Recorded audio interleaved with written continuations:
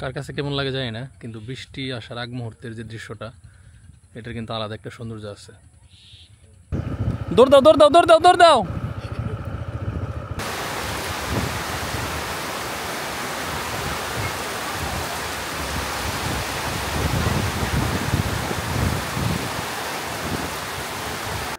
তো আজকে এখন বাড়ি থেকে বিদায় নিতেছি। আকাশ মেঘলা, যে কোনো মুহূর্তে বৃষ্টি নামতে পারে। এই কারেন্ট বিল মেলায় 1000 টাকা 1100 টাকা জমা। কারেন্ট বিল তো হয় কিনি গে গত মাসে সবাই এসে আরো কয়েকজন এই রিপোর্টটা দিছে। ওই যে শিমুর মা তো কয় 300-400 টাকার মিলা হয় না, 1000। তাহলে আমি গেলাম, আমি হুন্ডা নিয়ে যাই গিয়া, ওরা তো যাবে আলাদা। আয়াত তুমি থাকো, আমি জায়গা তুমি এই মেকআপ তুমি থাকো দাদির বাড়ি। হ্যাঁ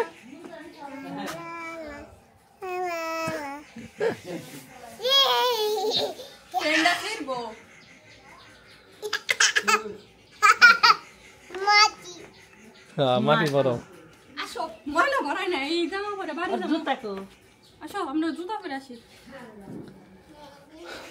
আমাদের বাড়িতে হুন্ডা ওঠানোর রাস্তা নাই।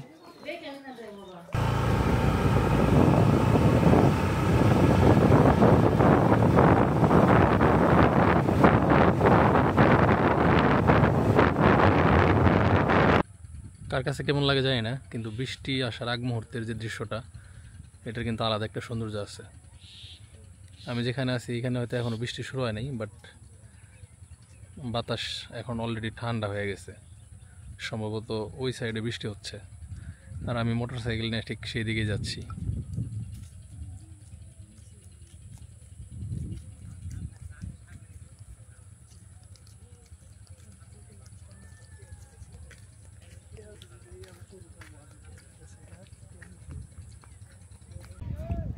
নদীতে পানি আরো কমে গেছে, পোলাপান এখন হাইটে হাইটে পার হইতে পারতেছে।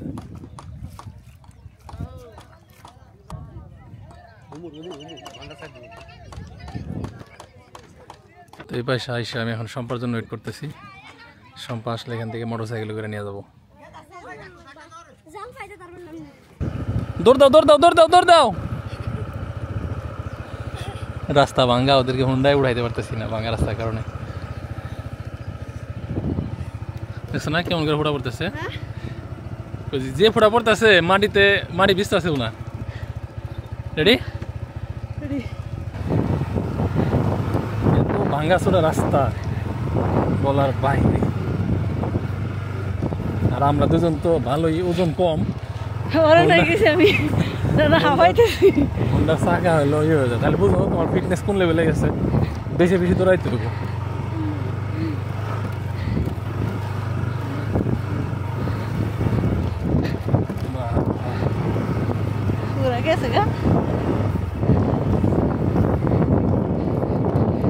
তারারে আর এক মোটর সাইকেলে বাড়াইছি।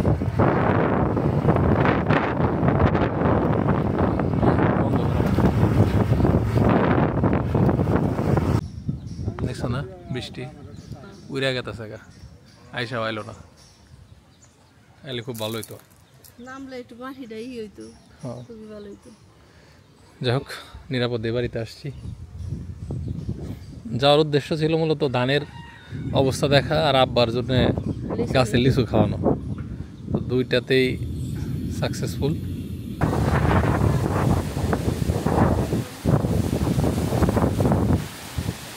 বৃষ্টির চেয়ে বাতাস বেশি।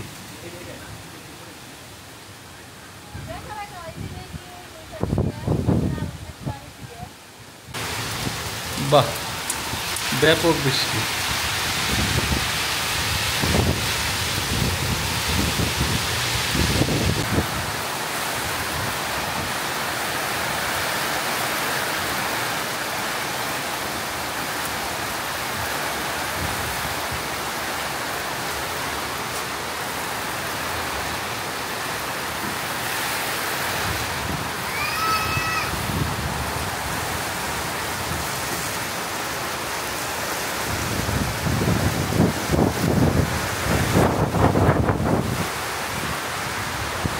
বিল্ডিংয়ের ভিতর থেকে আসলে বৃষ্টির ওরকম শব্দ শোনা যায় না, তারপরও যা শোনা যাইতেছে খারাপ না, বেশ ভালো রকম বৃষ্টি হইতেছে মাশাআল্লাহ। এখন বৃষ্টিতে একটা গোসল দিব কিনা চিন্তা করতেছি।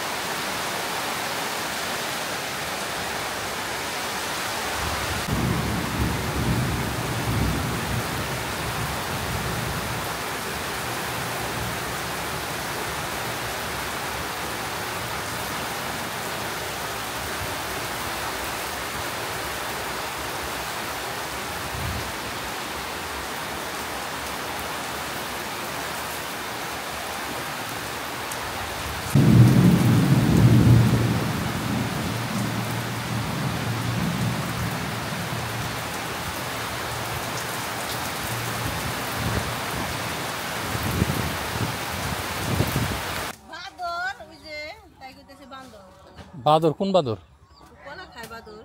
ও বাদুর। তো বাড়ির থেকে আসলাম, আসার পরে বৃষ্টি বাদল। আমি যাবো না এদিকে। কেন? এখানে কি আছে? একটা বাদর।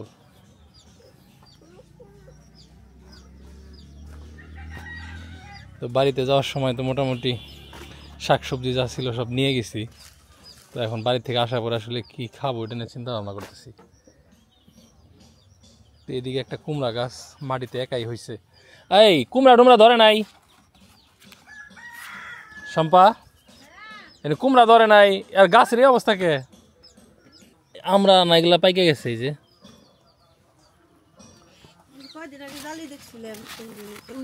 ও ছিল, এটা ছিল। নিয়ে আসো। আলহামদুলিল্লাহ বছরের প্রথম চাল কুমড়া।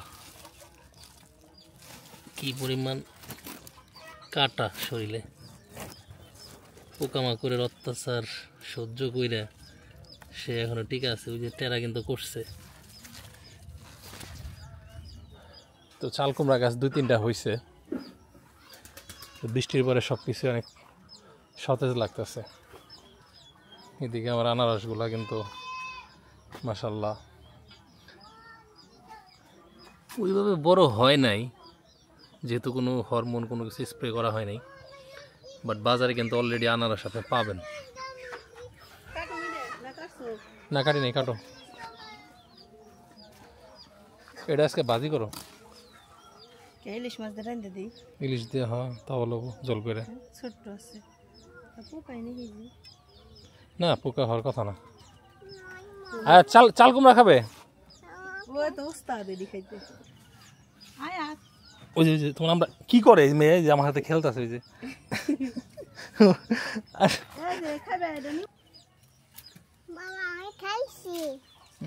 সুন্দর করে কাটার দিয়ে কাটবো। এই যে নাও, এই যে নাও, দেখো জামু কেনছে, জামু কেনছে দেখো। মজা মজা। তোমাকে দিব, তোমাকে দিব। আর কি পরিমাণ ফুল আসছে, হ্যাঁ অনেক ফুল আসছে, কিন্তু বড় সাইজে তো বড় হয় না, এলো সমস্যা। অবশ্য গাছ বড় হইলে হয়তো আস্তে আস্তে গাছের সাথে বড় হইতে পারে। আর এদিকে একটা সাজনা গাছ খালি বড়ই হয়, প্রতি বছর ডাল ভেঙে দিই, ফুলও দেখি কিন্তু ফলের দেখা পাই না। চিন্তা করছি এবার একটা 12 মাসের সাজনা গাছ কোথা থেকে না বুনবো।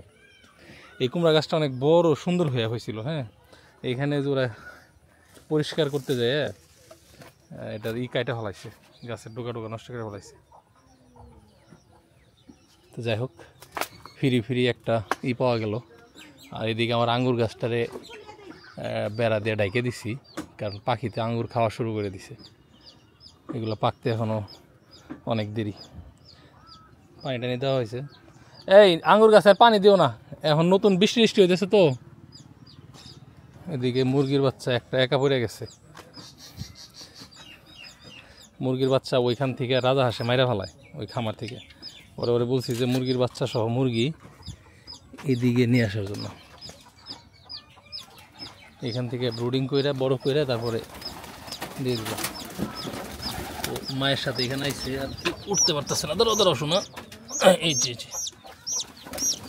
ওই যাবো যাও যাও যাবো যাও যাও যাও যাও।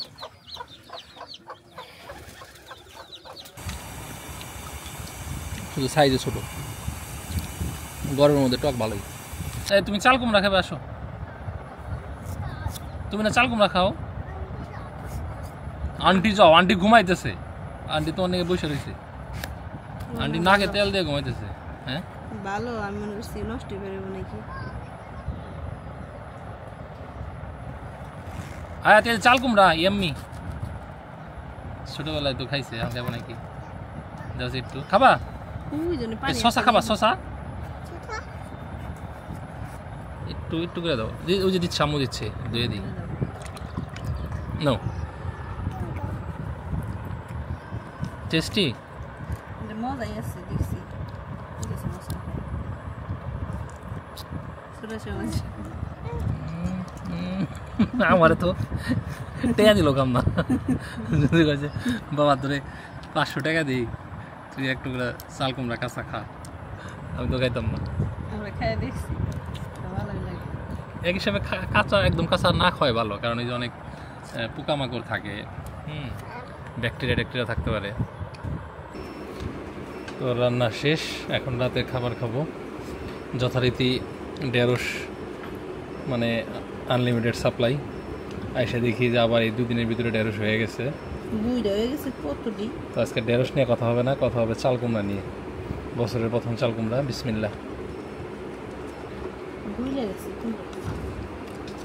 একবারে কুচি, আর 1-2 দিন পরে খাইলে আরো ভালো লাগতো। খাওয়ার আগেই তুমি রিভিউ দাও, খাই আগে দেখো যে কেমন হয়েছে না হয়েছে। আমার কাছে ঝোলের চাইতে হলো ভাজি ভালো লাগে বেশি। তোমার তো সব কিছুই ভাইজিয়ে দিলে খুব ভালো। আর এর পাশাপাশি আছে হচ্ছে চিংড়ি। তো ধন্যবাদ সবাইকে যারা কষ্ট করে ভিডিও দেখলেন। ভালো থাকেন, আল্লাহ হাফেজ, আসসালামু আলাইকুম।